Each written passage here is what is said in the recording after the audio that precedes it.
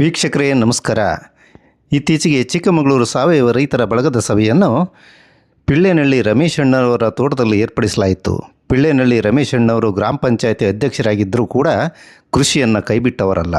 ತಮ್ಮ 18 ಎಕರೆ ಕೃಷಿ ಭೂಮಿಯಲ್ಲಿ 6.5 ಎಕರೆಯನ್ನು ಸಾವಯವ ಕೃಷಿಯಲ್ಲಿ ನಿರ್ವಹಿಸ್ತಿದ್ದಾರೆ. ಅವರ ತೋಟದ ವಿಶೇಷತೆ ಎಂದರೆ ಕೃಷಿ ಹೊಂಡ. ಕೃಷಿ ಹೊಂಡಕ್ಕೆ ನೀರನ್ನು ತುಂಬಿಸಿ ಕೃಷಿ ಹೊಂಡವನ್ನು ಸಮರ್ಪಕವಾಗಿ ಬಳಸಿಕೊಂಡು ಇಡೀ ತೋಟಕ್ಕೆ ಕೃಷಿ ಹೊಂಡದಿಂದಲೇ ನೀರನ್ನು ಸರಬರಾಜು ಮಾಡ್ತಾ ಇದ್ದಾರೆ ಸ್ನೇಹಿತರೆ. ಹಾಗೂ ಕೃಷಿ ಹೊಂಡಗಳನ್ನು ನಿರ್ಮಿಸಿಕೊಂಡು ಬೋರ್ವೆಲ್ಗಳನ್ನು ರೀಚಾರ್ಜ್ ಮಾಡಿಸ್ತಾ ಇದ್ದಾರೆ. ಇವರು ಕಸದಿಂದ ರಸ ಎಂಬುವಂತೆ ಅಡಕೆ ತ್ಯಾಜ್ಯವನ್ನು ರಸಗೊಬ್ಬರವಾಗಿ ಪರಿವರ್ತನೆ ಮಾಡ್ತಾ ಇರ್ತಕ್ಕಂಥ ಕೀರ್ತಿ ಇವರಿಗೆ ಸೇರ್ತಕ್ಕಂಥದ್ದು. ಇವರೊಬ್ಬ ಯುವ ರಾಜಕಾರಣಿಯಾಗಿದ್ದು ಆದರ್ಶ ಕೃಷಿಕರಾಗಿಯೂ ಹೊರಹೊಮ್ಮಿದ್ದಾರೆ. ಇವರು ತೋಟ ಕಟ್ಟಿದ ಬಗೆಯನ್ನು ಅವರಿಂದಲೇ ತಿಳಿದುಕೊಳ್ಳೋಣ ಬನ್ನಿ ಸ್ನೇಹಿತರೆ. 2015ರಲ್ಲಿ ನಾನು ಗ್ರಾಮ ಪಂಚಾಯತಿ ಮೆಂಬರ್ ಆಗಿದ್ದೆ. ಮೆಂಬರ್ ಆಗಿ ಒಂದು 2018-2019 ಇಸ್ವಿಯ ಅಷ್ಟೊತ್ತಿಗೆ ನನ್ನ ಊರಲ್ಲಿರೋ ತೋಟ ಇತ್ತು, ಅಲ್ಲೊಂದು 3 ಎಕರೆ ತೋಟ ಇತ್ತು. ಅದಾದ ನಂತರ ನಾನು ಇಲ್ಲಿ ಎಲ್ಲರೂ ಒಂದು ಕಡೆ ಒಂದು ಖಾಲಿ ಜಾಗ ತಗೊಂಡು ಜಮೀನನ್ನು ಮಾಡಬೇಕು, 4 ಎಕರೆನ ಒಂದು ತೆಂಗು ಏನಾರು ಹಾಕಿ ಇದು ಮಾಡಬೇಕು ಅನ್ನೋದು ನನ್ನ ಆಸೆ ಇತ್ತು. ಆವಾಗ ನಮ್ಮ ತಂದೆನೂ ಸಹ ಒಂದು ಸಲ ಬಂದ್ವಿ, ನಾನು ನಮ್ಮ ತಂದೆ ಎಲ್ಲ ಈ ತೋಟ ಎಲ್ಲ ನೋಡಿದಾಗ ನಮಗೆ ನಮ್ಮ ತಂದೆ ಏನನ್ನಿಸ್ತು, ಓಡಾಟ ಮಾಡಿ ತಗೋಬೇಕು ಅಂತ ಅನ್ನೋದು ಒಂದು ಭಾವನೆ ಬಂತು. ಆ ಟೈಮಲ್ಲಿ ನಾವು ತೋಟ ತಗೊಳ್ಳೋ ಟೈಮಲ್ಲಿ ಇದು 2018ರಲ್ಲಿ ನಾವು ಈ ತೋಟನ ಪರ್ಚೇಸ್ ಮಾಡಿದ್ದು. ಆವಾಗ 3 ವರ್ಷದ ಗಿಡ ಇತ್ತು, ಈ ಥರದ್ದೆಲ್ಲ ಗಿಡ ಇತ್ತು, ಇನ್ನು ಸಣ್ಣ ಗಿಡ. ಆವಾಗ 3 ವರ್ಷದ ಗಿಡ ಇತ್ತು, ಅದೊಂದು ತೋಟನ ಪರ್ಚೇಸ್ ಮಾಡಬೇಕು ಅನ್ನೋದು ಆಯಿತು. ಆಮೇಲೆ ನಮ್ಮ ತಂದೆನೂ ಇಷ್ಟಪಟ್ಟು ಆಯಿತು ತಗೋಣ ಅಂತೇಳಿ ಅಂತಂದರು.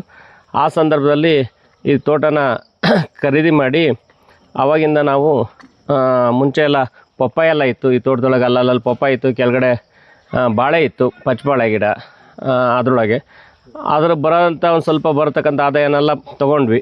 ಆ ತಗೊಂಡಾದ ನಂತರಕ್ಕೆ ಅದನ್ನು ಒಂದು ಹಂತವಾಗಿ ಕಟಾವು ಮಾಡ್ತಾ ಬಂದ್ವಿ. ಆ ಕಟಾವು ಮಾಡಿದ ನಂತರ ಏನಾಯಿತು, ಗಿಡ ತುಂಬ ವೀಕ್ ಆಗಿತ್ತು. ಆವಾಗ ನಾವು ತಗೊಂಡಂಥ ಸಂದರ್ಭದಲ್ಲಿ ಅವರು ಮೆನ್ಯೂರ್ ಬಳಸ್ತಾಯಿದ್ರು. ಈ ಪಪ್ಪಾಯಿಗೆಲ್ಲ ಸ್ಪ್ರೇ ಹೊಡೆಯೋದು, ಮೆನ್ಯೂರ್ ಬಳಸೋದು ಅದೆಲ್ಲ ಮಾಡ್ತಾಯಿದ್ರು ಮುಂಚೆ.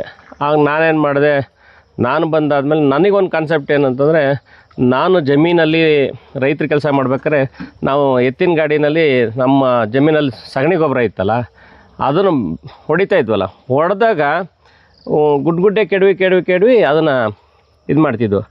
ಅದನ್ನು ಮಳೆ ಬಂದ ತಕ್ಷಣ ಅದನ್ನೆಲ್ಲ ಚೆಲ್ಲಿಬಿಟ್ಟು ಬೇಸೆ ಹೊಡಿತಾಯಿದ್ದು.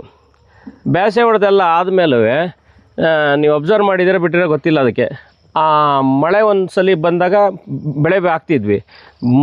ಬೆಳೆ ಹಾಕಿದ ತಕ್ಷಣ ಇದೇ ಥರ ಒಂದು ಬರಗಾಲ ಬಂದ್ಬಿಡ್ತು. ಬರಗಾಲ ಬರುತ್ತೆ ಅಂತಂದರೆ ಅಲ್ಲಿ ನಮಗೆ ಸರಿಯಾದ ಸಮಯಕ್ಕೆ ರೈತರಿಗೆ ಮಳೆ ಬರಲಿಲ್ಲ.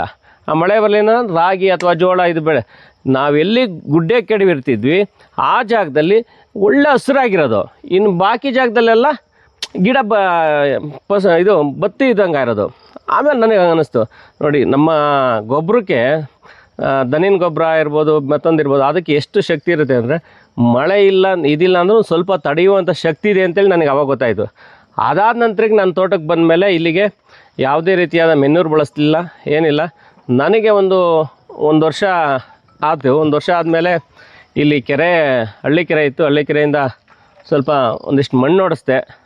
ಆವಾಗ ಪೂರ್ತಿ ಈಗ ರೋಡ್ ಆಗಿತ್ತಲ್ಲ, ಈ ಥರ ಕಲ್ಲನೆಲ್ಲ ಇತ್ತು, ಒಂದು ಸ್ವಲ್ಪ ಮಣ್ಣು ಹೊಡೆಸಿ ಆದ ನಂತರಕ್ಕೆ ನಮ್ಮ ತೋಟಕ್ಕೆ ಇಲ್ಲಿ ವರ್ಷ ಬರ್ತಾರೆ.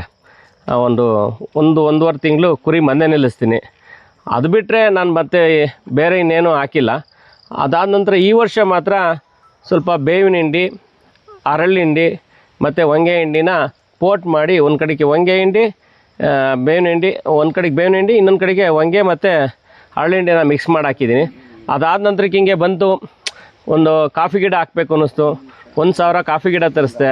ಅದಾದ ನಂತರಕ್ಕೆ 1,000 ಮೆಣಸು ತರಿಸ್ದೆ.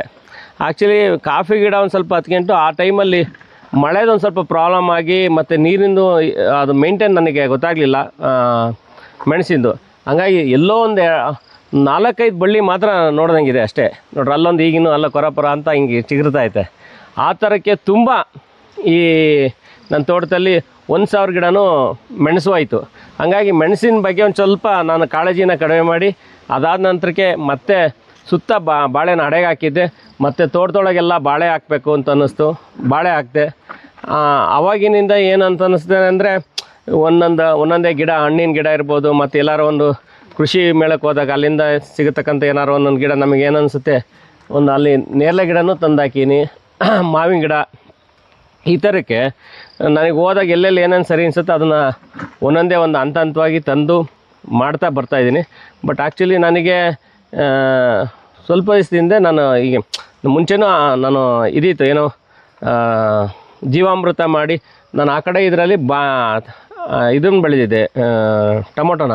ಅಲ್ಲಿ ಇನ್ನೊಂದು ಪಕ್ಕದಲ್ಲಿ ಜಾಗ ಇದೆ, ಅಲ್ಲಿ ಟೊಮೊಟೊ ಬೆಳೆದಾಗ ಜೀವಾಮೃತ ಮಾಡಿ ನಾನು ಗುಣಿಗೆ ಹೋಗ್ತಾಯಿದ್ದೆ ಆವಾಗ, ಡ್ರಮ್ಮಲ್ಲಿ ಕಲಸಿಟ್ಟು ಇದು ಮಾಡಿಬಿಟ್ಟು. ಬಟ್ ಆದರೆ ಆವಾಗ ಮಾಡಿದ್ವಿ, ಮತ್ತು ನಮಗೆ ಇಲ್ಲಿನ ಓಡಾಟ ಮತ್ತು ಇದೆಲ್ಲ ಸಂದರ್ಭ ಇದಾಯಿತು. ಮತ್ತು ನಮ್ಮ ಲೇಬರು ಸಹ ನಮಗಿಲ್ಲಿ ಬರೋರು ಮತ್ತು ಇನ್ ಟೈಮಿಗೆ ಇರ್ತಿರ್ಲಿಲ್ಲ, ಮತ್ತು ಹಂಗೆ ಹೋಗೋರು ತುಂಬ ದಿನ ಇರ್ತಿರ್ಲಿಲ್ಲ. ಹಂಗಾಗಿ ಆ ಕಾರಣದಿಂದ ನನಗೆ ಜೀವಾಮೃತ ಮಾಡಿದ್ರೆ ಇದಕ್ಕೇನು ಇಲ್ಲಿವರೆಗೂ ಸಹ ನಾನು ಏನು ಮೆನ್ನೂರು ಬೆಳೆಸಿಲ್ಲ, ಏನಿಲ್ಲ. ಒಳ್ಳೆ ಫಸಲು ಬರ್ತಾಯಿದೆ, ಒಳ್ಳೆ ತೋಟನ ನನ್ನ ಕೈಲಿ ಆದಷ್ಟು ಬರ್ತಾ ಹೋಗ್ತಾ ನೋಡ್ತಾ ಅಲ್ಲಿಗೆ ಏನು ಬೇಕು ಬೇಡ ಅನ್ನೋದು ನಮಗೇನಂತಂದರೆ, ಆ್ಯಕ್ಚುಲಿ ಈಗ ಬಿಸಿಲು ಅಂತಲ್ಲ, ಬಿಸಿಲಿಗಿಂತ ಬೆಳಗ್ಗೆ ಎದ್ದ ತಕ್ಷಣ ಮತ್ತು ಸಂಜೆ ಆದ ತಕ್ಷಣ ತೋಟದೊಳಗೆ ಒಂದು ರೌಂಡ್ ಬಂದರೆ ಅಲ್ಲಿನ ವಾತಾವರಣ ನಮಗೆ ಅದಕ್ಕೇನು ಬೇಕಾಗಿದೆ, ಇದು ಯಾವುದೋ ಒಂದು ಅವಾಗ ಗೊತ್ತಾಗುತ್ತೆ. ಈ ಗಿಡಕ್ಕೆ ನೀರು ಹೋಗಿಲ್ಲ ನೋಡಿ, ಆ ಹಸೂರು ಇದ್ದ ಗಿಡ ಹಿಂಗಿದಿರುತ್ತೆ ಎಲ್ಲವೂ. ಯಾವ್ದಾರ ಗಿಡಕ್ಕೆ ನೀರು ಹೋಗಿಲ್ಲ ಅಂದ್ರೆ ಸ್ವಲ್ಪ ಬತ್ತಿ ಇಳೆ ಬಿದ್ದಿರುತ್ತೆ. ಆವಾಗ ನಾವು ಆ ಗಿಡವನ್ನು ಆ ಬಡ್ಡಿಗೆ ಹೋಗಿ ನೋಡಿದಾಗ ಮೈಕ್ರೋ ಟ್ಯೂಬು ನೋಡಿ ಚೆಕ್ ಮಾಡಿ ಆ ಥರದ್ದೆಲ್ಲ ಒಂದು ಸಿಸ್ಟಮನ್ನು ಮಾಡ್ಕೊಂಡಿದ್ವಿ. ಆ ಥರ ಮಾಡ್ಕೊಂಡು ಇಲ್ಲಿವರೆಗೆ ಇದನ್ನು ಬೆಳೆಸಿದ್ವಿ. ಮುಂದಿನ ದಿನಗಳಲ್ಲಿ ಜೀವಾಮೃತ ಮಾಡಲಿಕ್ಕೆ ಇನ್ನೊಂದು ಪಕ್ಕದಾಗ ಒಂದು ಜಾಗ ಇದೆಯಲ್ಲ, ಅಲ್ಲಿಂದ ಒಟ್ಟಿಗೆ ಬರೋ ರೀತಿಯಲ್ಲಿ. ಆ್ಯಕ್ಚುಲಿ ನಂದು ಈ ತೋಟದಲ್ಲಿ 2 ಬೋರ್ ಇದೆ. ಆ ಕಡೆ ಜಾಗದಲ್ಲಿ ಈಗ ಹೋದ ವರ್ಷ ಒಂದು 2 ಕೊರೆಸಿದ್ದೀನಿ, ಇನ್ನೊಂದು ಹಳೇದೊಂದಿತ್ತು. ಒಟ್ಟು 5 ಬೋರಿನ ನೀರು ಸೀದಾ ನನ್ನ ಕೃಷಿ ಹೊಂಡಕ್ಕೆ ಹೋಗುತ್ತೆ. 5 ಬೋರ್ ನೀರು ಕೃಷಿ ಹೊಂಡಕ್ಕೆ. ಕೃಷಿ ಹೊಂಡದಿಂದ ನಾನು ಒಂದೇ ಒಂದು ಮೋಟ್ರಲ್ಲಿ ಇಡೀ ತೋಟಕ್ಕೆ ಎಲ್ಲ ಕಡೆಗೂ ಒಂದು ಕಡೆಯಿಂದ ನೀರನ್ನು ಬಿಡ್ತಾ ಬರ್ತೇನೆ.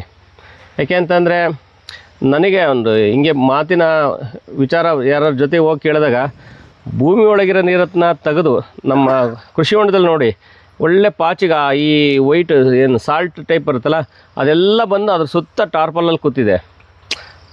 ಆದರೆ ಅಲ್ಲಿ ಬರತಕ್ಕಂಥ ನೀರು ಬಿಸಿಲಿನ ಶಾಖನ ತಗೊಂಡು ಅದರಿಂದ ಬರತಕ್ಕಂಥ ನೀರು ತೋಟ ಕೊಡ್ತೀವಲ್ಲ, ಇದು ತುಂಬ ಶುಭ್ರವಾಗಿ ಚೆನ್ನಾಗಿ ಒಂದು ಗಿಡ ಹೆಲ್ತಿಯಾಗಿರಲಿಕ್ಕೆ ಸಾಧ್ಯ ಆಗುತ್ತೆ ಅಂತ ನನ್ನ ಒಂದು ಅನುಭವ. ನನಗೆ ಬೇರೆ ಮಾತಾಡಿ ಅವರು ಕೇಳಿದ್ದು ನನ್ನ ಒಂದು ಅನುಭವ. ಆ ರೀತಿ ಮಾಡ್ಕೊಂಡು ಇವತ್ತು ಇಷ್ಟೆಲ್ಲ ಇದು ಒಂದು 3,500 ಗಿಡ ಅಡಿಕೆ ಗಿಡ ಇದೆ ಇಡೀ 6.5 ಎಕರೆ ಈ ಪ್ಲಾಟಲ್ಲಿ.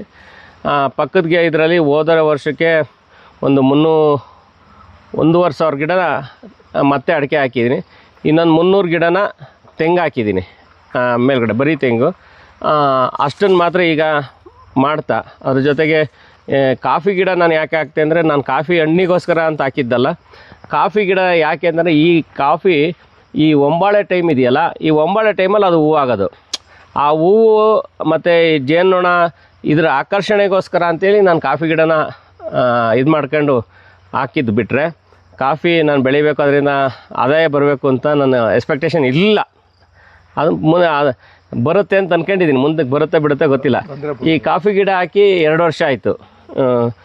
ಅಂದರೆ ನಾನು ತೋಟದೊಳಗೆ ಹಾಕಿಲ್ಲ, ಸುತ್ತ ಬದಿನ ಅಡೆಗೆ ಎಲ್ಲೆಲ್ಲಿ ತೋಟದಿದೆ ಆ ಸುತ್ತ ಅಡೆಗೆ ಹಾಕಿನಿ, ಪೂರ್ತಿ ಅಡೆಗೆ ಹಿಂಗೆಲ್ಲ ಹಾಕಿದ್ದೀನಿ ಕಾಫಿ ಗಿಡ ಮಾತ್ರ. ಇನ್ನು ಬಾಳೆನೂ ಅಲ್ಲಲ್ಲಿ ಹಾಕಿದ್ದೆ ಸುಮಾರು ಒಂದು ಲೈನ್ ಬಿಟ್ಟು ಒಂದು ಲೈನು. ಕೆಲವು ಹತ್ತಿದ್ದಾವೆ, ಕೆಲವು ಟಿಶ್ಯೂ ಕಲ್ಚರ್ ಬಾಳೆ ತಂದು ಹಾಕಿದ್ದೆ, ಕೆಲವು ಆಗಿಲ್ಲ, ಅಂದರೆ ಹತ್ತಿಲ್ಲ. ಕೆಳಗಡೆ ಎಲ್ಲ ಚೆನ್ನಾಗಿದೆ. ಅಷ್ಟನ್ನು ಮಾಡ್ಕೊಂತ ಈಗ ಈ ಅಡಿಕೆ ಸಿಪ್ಪೆನ ಎಲ್ಲರೂ ಬೆಂಕಿ ಹಾಕಿ ಸುಡ್ತಾರೆ ಮಾಡ್ತಾರೆ. ನಾನು ಒಂದು ಸಲ ಈಗ ಅದನ್ನು ಅಡಿಕೆ ಸಿಪ್ಪೆನ ಅಲ್ಲಿ ರೋಡಲ್ಲಿ ಹಿಂಗಿದೆ ಒಡಿಸಿದ್ದೀನಿ. ಅದರ ಮೇಕೆ ನಮ್ಮದು ಇಲ್ಲಿ ಕೋಳಿ ಗೊಬ್ಬರ ಇದೆ, ಎದುರುಗಡೆ ನಮಗೆ ಕೋಳಿ ಗೊಬ್ಬರ ಸಿಗುತ್ತೆ. ಆ ಕೋಳಿ ಗೊಬ್ಬರನ ಅದ್ರ ಮೇಲೆ ಹಾಕ್ಬಿಟ್ಟು ಮಳೆಗಾಲದಲ್ಲಿ ಒಂದು ಸಲ JCBಲಿ ಮಲ್ಟಿಪ್ಲೈ ಮಾಡಿಕೊಟ್ಬಿಟ್ರೆ ಅದು ಆಟೋಮೆಟಿಕಲಿ ಅದರ ಅಡಿಕೆ ಸಿಪ್ಪೆ ಕರಗಿ ಒಂದು ಪೌಡ್ರ್ ಥರ ಇದಾಗುತ್ತೆ. ಆ ಪೌಡ್ರ್ ಥರ ಆಗ್ಬಿಟ್ರೆ ಒಂದು ಸ್ವಲ್ಪ ಈ ಬೇಸಿಗೆ ಕಾಲದಲ್ಲಿ ಅದನ್ನು ಈ ತೋಟದೊಳಗೆ ಅಲ್ಡು ಬಿಟ್ಟರೆ ಒಂದು ತೇವಾಂಶನ ಕಾಪಾಡಲಿಕ್ಕೆ ಅನುಕೂಲ ಆಗುತ್ತೆ ಅನ್ನೋ ಕಾರಣಕ್ಕೋಸ್ಕರ ಅದನ್ನೊಂದು ಸಿಸ್ಟಮನ್ನು ಈಗ ಅಳವಡಿಸ್ಕೊಂಡು ಮಾಡ್ತಾಯಿದ್ದೀನಿ. ಇಷ್ಟು ನನ್ನ ಈ ತೋಟದ ಪರಿಚಯ ಮಾಡ್ಕೊಳ್ಳೋಕ್ಕೆ ಇಷ್ಟೆಲ್ಲ ಅವಕಾಶ ಮಾಡ್ಕೊಳ್ಳಿ ತಮ್ಮೆಲ್ಲರಿಗೂ ಅನಿಸಿ ನಾನು 2 ಮಾತನ್ನು ಮುಗಿಸ್ತೀನಿ.